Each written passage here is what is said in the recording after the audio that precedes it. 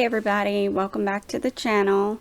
I got some new lighting and I got a new microphone, so hopefully these videos will be a little bit better. My sweet hubby did get me a new camera too, but it didn't have a microphone port, so I'm trying out just using my laptop still with my new light and my new microphone. And if the quality is not that much better when I upload it, then I will try doing it with the camera and doing a whole voiceover thing, but I just wanted to do it this way. So we'll see how it works out. Let me know what you think. Alright guys, so tonight we're going to talk about Alexis Sharkey. We don't have any real huge updates or anything right now, and still nobody has been named an official suspect, even though everybody else has their suspicions. Of course, the investigation is still ongoing, and making an arrest, especially for something as big as murder, it could be difficult. They have to make sure that they prove everything so that a jury can convict this person beyond a reasonable doubt. So, getting all the evidence together and making sure that they follow all leads. Even if they suspect one person, they have to follow everything just in case, because if you bring the wrong person to trial and it ends up being proved that they didn't do it and you were barking up the wrong tree the whole time, then it ends up letting the person who actually did it get away. So we don't want that to happen. We want them to keep doing everything that they need to do to find who did it, and to be able to have enough evidence to get justice for Alexis. For murder, as you know, it needs to be proven beyond a reasonable doubt, so that's not just, hey, here's what we have, it's a few pieces of evidence and we just want to try to throw it all at the wall and see what sticks. They need to be able to not just rely on one or two pieces of evidence, but the defense could easily explain one or two things, explain them away, and then the jury has doubt, and then that person gets off. So we don't want to do that. We want to be sure. And like I said, even if signs point to one person, we need to let them do their job and make sure that they look into every possibility just to make sure that they do get the right person. And like I said, I'm not saying that that is the case with this, that, it's one person or another person, or I'm just saying they need to follow all leads, just in general. So we have to be patient and let the police and law enforcement, everybody who's on the case, we need to let them do their job so that they can hopefully find out exactly what happened. Anyway, like I was saying, the law enforcement probably knows a whole lot more than what they're sharing with the public. They're not going to show their whole hand this early. They haven't made an arrest. They haven't, expressed what their game plan is, and they're not going to share all that right now.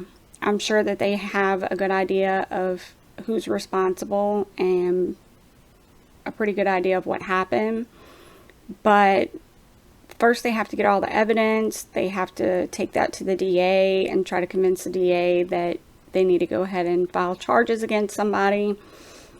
And the DA has to say, yeah, okay, I think that that's a strong enough case to go ahead and pursue it and file the charges. If the DA doesn't think that they have a strong enough case, they're not going to approve it yet. So they'll have to wait for that. So that kind of holds everything back. And then I'm sure that they were filing subpoenas and search warrants for the security camera footage from places in the area, like the gas station where Tom Sharkey claims to have sat for 2 hours, and anybody else that has a camera along that road where she was found. Maybe their apartment building has some security cameras. So they have to get all that footage and everything together and go through it and then see what it looks like. And I'm sure they're getting cell phone pings and just trying to put together a timeline of exactly what happened, kind of like we're doing, but they have access to a whole lot more than what we do. And just like with the autopsy results, law enforcement knew within a few days what the cause of death was, and that it was homicide and that it was strangulation. They knew that, but they didn't share it for like 2 months. And that's because, I mean, they're not going to show their hand and say, if there was somebody who was involved and they came forward and said, I saw somebody do this to Alexis and that led to the cause of death that hadn't been shared yet, then they would know, okay, this person is telling the truth because we didn't share that yet. We didn't tell the media that that's how she passed away. So they withheld that for a while, and with good reason. Okay, and next, why was she naked? A lot of people, they want to know why. She's not the first woman to have been found basically disposed of in that manner. And I have a few ideas on that. In my other video, I think that she told her friends multiple times that Tom had choked her until she passed out, and when she would wake up nude on the bathroom floor. And I think it's a way of him to embarrass her and manipulate her even after death. It's a way of him stripping her of any dignity. And I think, you know, if he's who did it, he did it with a deliberate purpose. It wasn't an accident. On top of that, not only just stripping her of any dignity, but it would clean up evidence. It would get rid of evidence. The guy that found her said that she looked like she had just gotten out of the shower. That she was so clean, in fact, that even the bottoms of her feet were clean, and he knew that there's no way that she walked there. There's no way she left barefooted and was walking down the road and then got picked up and this happened and they threw her out without someone stopping at some point and cleaning her because they wanted to make sure there was no evidence there. So she had been placed there by someone that knew that they needed to get rid of this evidence that could possibly be on her. It was somebody that knew, maybe they watched some crime shows, or they're up to date with the news or whatever. I mean, we're all so into what happens now and how evidence is playing into a case. And so I think a whole lot more people are aware of these things now, which helps them to think first before they do something. And so, I mean, they would have been up close and personal with her when this strangulation was occurring. They would have had their hand on her. I mean, there would have been clothing or skin or something, threads off of whatever surface. And so I think they thought about that before they did what they did. And before she ended up on the side of the road, they thought they were going to get rid of all the evidence. And all we can do is hope that they didn't. Hopefully they missed something so that they can piece together this horrific thing and figure out what happened and who did it. Now, I do find it strange that Alexis' husband is not who reported her missing. It was her friend who came to her house and looked for her and said that no one came to the door. So she went to the police, and she's also who told Alexis's mom. And then Alexis's mom posted this on social media to try and figure out from a distance what was going on and where her daughter was. An hour or so later, Tom shared her mom's post on his Facebook, but didn't comment. Now, the Harris County Forensic Scientist Institute used her fingerprints to identify Alexis. But Tom Sharkey shared a different story, and so that's what we all believed at first, was that Tom went down and identified the body without anybody calling him, without anybody telling him anything. He just knew she was missing and that she had left and he hadn't seen her, and he was upset and thought, you know, he saw this ad on the TV, on the news, I guess, saying that there was a Jane Doe, and so he figured he better go and check and see if it was Alexis, and he said he identified her body, and that's how they determined that it was Alexis. But we're getting a totally different story now. Tom Sharkey's exact statement was, everybody was still looking for her, and I located her Sunday morning in the coroner's office. They couldn't ID my wife. They didn't know who she was. She was just there. That's Tom's story. When Steve Campion, the reporter from ABC 13, asked him, could he give him some more details? Could he discuss it further as to what happened? Tom says, I'm sorry. I'm not a jerk. I'm just destroyed. Can't tell you anything else. I mean, I get that he would be upset, but if he could make that whole other statement saying how it was him who found her, everybody else was looking, had no idea. If he could say all that, why couldn't he say anything else? Even if he said, hey, I need a minute to get myself together, and then I'll try to help you and tell you more, but that's not what happened. So another strange statement of Tom's. He said, she understood me, I understood her. We didn't fight when she left. I just told her she couldn't drive under the influence, and she left anyhow, and this is where we're at. That's strange, because if you told your wife that she couldn't drive because she was under the influence, and then you see her apparently barefooted jump over the patio fence and head off and jump in a passenger car with somebody, in the passenger seat of a car with somebody, why?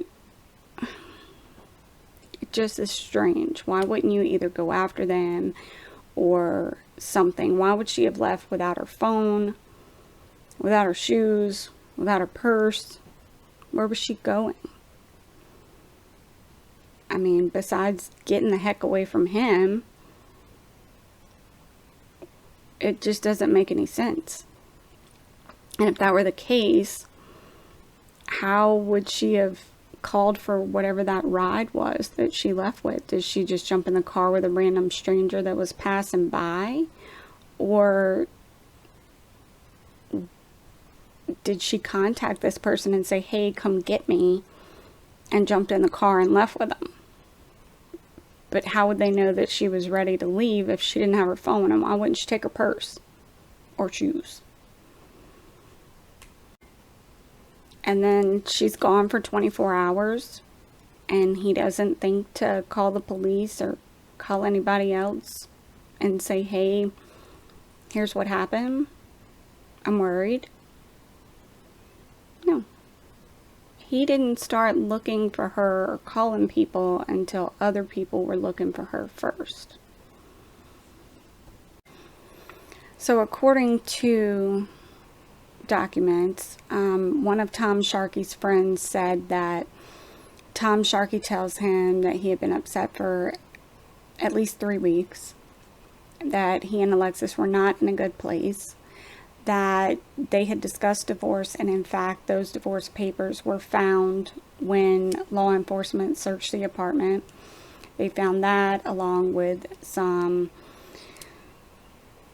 mushrooms and white powder, and so they didn't know what was going on, but they didn't see any signs of DV at that time. But the friend tells him that he knew that Tom Sharkey was in a bad place, that Tom Sharkey was also manipulative and would twist the truth a lot. and so warned law enforcement that they couldn't really trust everything that he said, and that he was known to fib and to twist the truth to his benefit. And Tom Sharkey had an ex-wife, and she said the same thing, and he also had a child with his ex-wife, that there were some issues, and he didn't see the child a whole lot because of things that he did to the ex-wife that caused him to not be around his child anymore. We don't know when the last time he saw the child was, but they weren't close anymore from what we can tell.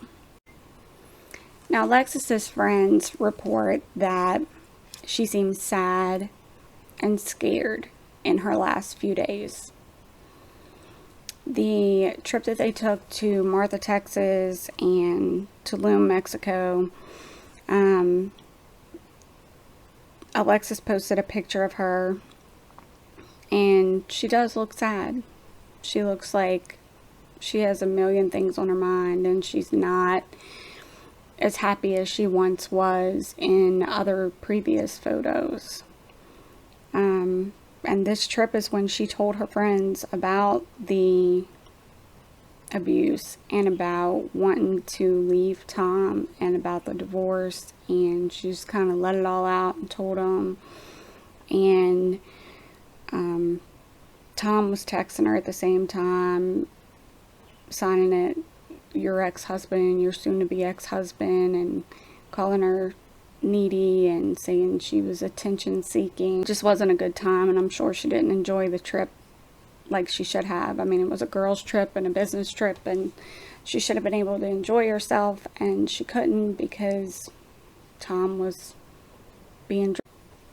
So 5 days before Alexis disappeared, Tom made some posts on Facebook that have since been deleted.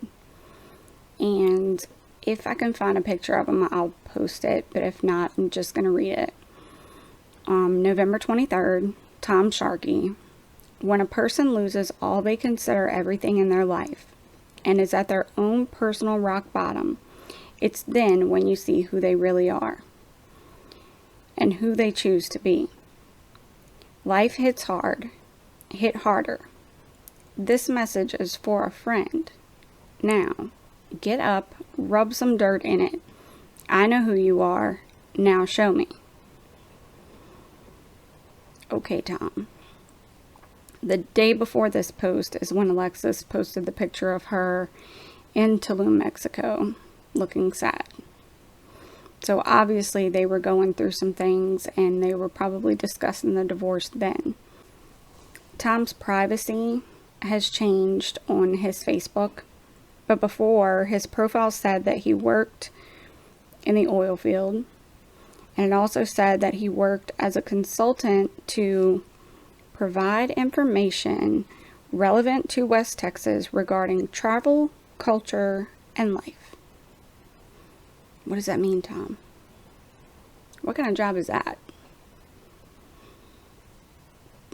Everybody reported that he travels a lot, including Alexis's mom. She said Tom was in and out of the country a lot for whatever his job is. And according to his Facebook, he studied at the School of Hard Knocks, and he is from Fort Myers, Florida. Has anybody else noticed the similarities between this case and the Chris Watts case? The fact that the husband worked in the oil field, and that the wife was an amazing, intelligent, hardworking, driven, beautiful woman, and was really doing a great job in a multi-level marketing company, an MLM, that most people can't succeed at. And these women were killing it. I mean, they were outdoing their husband daily. That's got to be rough for a man. It's got to be really tough to, I mean, some men would be proud of their wife and cheer them on. And they probably did too for a while. And then they probably got tired of their wife outdoing them. And that probably put a strain on them. I'm sure that's not all that led to what happened, but I'm sure it played a role. And that's sad. I mean, if Tom Sharkey didn't have anything to do with this, then he has had the worst luck ever.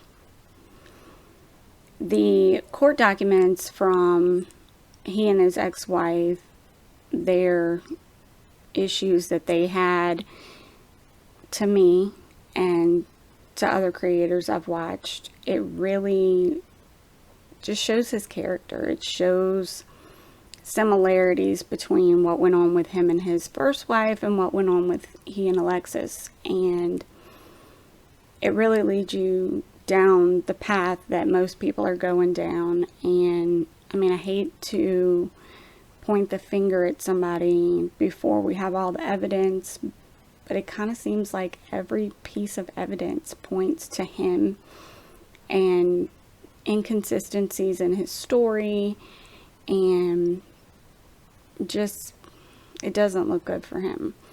And if I were in that position, I would be trying to assist and try to say, hey, it's not me, let me help you. Like, I get that I look bad, but maybe it's because I remembered something wrong, or maybe it's because I misunderstood what you asked, or whatever the case may be. But for him to stop cooperating with the police, and then they continue to find more similarities, and the fact that she confided in her friends and told them that he was choking her to the point of passing out, and she would wake up on the bathroom floor. I mean, that's like the grossest place to throw somebody in the house. That's just like almost as bad as if you accidentally took somebody out, choking them, throwing them out on the side of the road for the whole world to find, nude, alone, just thrown away like a piece of trash. It just, too many pieces seem to point at one person. And I mean, as a law student, I'm trying to look at every possible angle. I'm trying to think of every possible scenario, and I always try to look at both sides of the story before I make my own judgment. But it's really difficult with this one, because it's kind of like with Chris Watts. You just knew. You could see that something wasn't right. He wasn't telling the right story. It didn't seem to add up. And all these little pieces started pointing to him, and it's like, okay, he's saying one thing, but everything else is pointing a different direction. We got to figure this out. And when they did, look what happened. So, I mean, they still haven't said that Tom Sharkey is a suspect. They haven't said anything like that. But it just points that way. And it really sucks, because, I mean, if it was an accident, just say it was an accident. But the longer he leads police away from that idea, it looks like it wasn't an accident. And if they were talking about getting a divorce, he didn't want the divorce. He thought she was with somebody else. She told him that, maybe if he didn't want the divorce, allegedly it's said that she told him, well, we can have an open marriage then. If you don't want to get another divorce, we'll have an open marriage. And he said that he could not handle that, which I totally get. I couldn't handle it either. I'll be honest with you, like, it's not for me. But I mean, maybe just the thought of that was too much, and he just thought, look, I can't handle losing you, and I can't handle the thought of you being with somebody else, so maybe things just got carried away. But I mean, there's a reason why you should come forward and say that then. I mean, don't continue lying. It just makes you look even worse. I mean, how about instead of making all these posts talking about what a great husband he was and how they didn't have any problems, and you know, how he was the one who was there for Alexis, building her back up and all this stuff. I mean, her friends are out there doing interviews and saying, hey, we want to get the word out about who Alexis was. We want to find out what happened. We need to find who did this. And they're doing everything that they can to help. And it's like, isn't that what your husband should be doing? I mean, I would hope my husband would be doing that, not just inflating his own ego by saying what a great husband he was to me. I mean, that's another thing that just, it points to him. It points to the fact that, I mean, he's lying.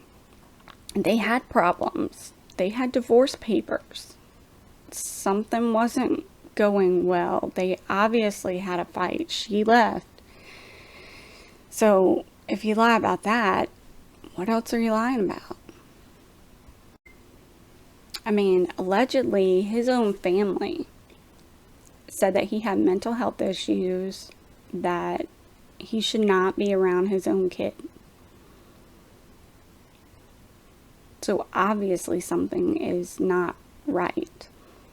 He threatened his ex-wife. He sent nude photos to her employer. So obviously he has this idea in his head that, oh, her being nude is going to embarrass her. It's going to put her in her place. So I'm going to do that. So that's just another sign that points to, that's the way that his brain thinks. Like, that's a humiliation move that he's made before. So my theory, and you guys can let me know what you think, but I think that it was a combination of things. I think that when they moved and Alexis got this new group of friends, that they were really close, and they started going on these girls trips and going out and doing things. And you know, I mean, we have to remember Tom was a whole lot older than her, like 20 something years, and I'm sure he was kind of settled and probably comfortable in what he was doing. He had probably found his place and what he wanted to do. And then here's Alexis, half his age, with, you know, she's beautiful and smart and she wants to go do things, and her job takes her on these luxurious trips, and, you know, she's got these great friends, and she's just being young and enjoying life. And maybe that's not where Tom wanted to be. That's not what he wanted to be doing. He didn't want his wife doing those things. And I think towards the end, he was losing control of her. He couldn't put his thumb on her and kind of say, no, you're not going to do this.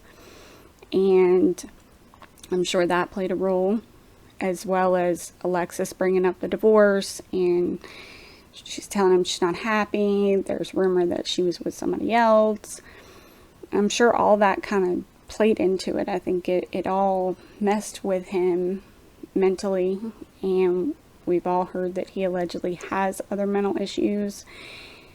I think it all just piled up, and if he was used to choking her out, then that's probably how it happened. It was probably all this emotion built up, and he did that, what he was normal doing when he was mad at her, and thought he would just choke her out and shut her up, and he went too far. And then he tried to figure out how to play it off, how to fix it, how to cover it up. And I think by the time he realized there was no fixing it. It was too late to go back. It was too late to correct it. It was too late to say, hey, it was actually an accident and this is what happened. That's what I think. Could be something much more sinister. Could be something totally different. I don't know. Let me know what you guys think. So I think that's it for today, guys. I just wanted to give you a quick update, let you know where we were. And even though there's no suspect named yet, and we're all wondering, like, what the heck, why? This is why.